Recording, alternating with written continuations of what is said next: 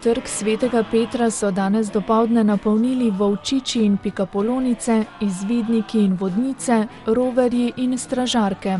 Na srečanje s papežem Frančiškom je namreč prišlo okoli 80.000 skavtov in skavtinj, članov Združenja italijanskih katoliških skavtov in skavtskih voditeljev. Vi ste dragocen del cerkve v Italiji, jim je dejal papež, ko se jim je pridružil ob koncu bogatega, lahko rečemo, skavtskega programa. Skavti in njihovi voditelji, skupaj z duhovniki asistenti, so svetega očeta sprejeli z velikim navdušenjem, on pa jim je spregovoril o pomembni vlogi skavtskega združenja v cerkvi in družbi.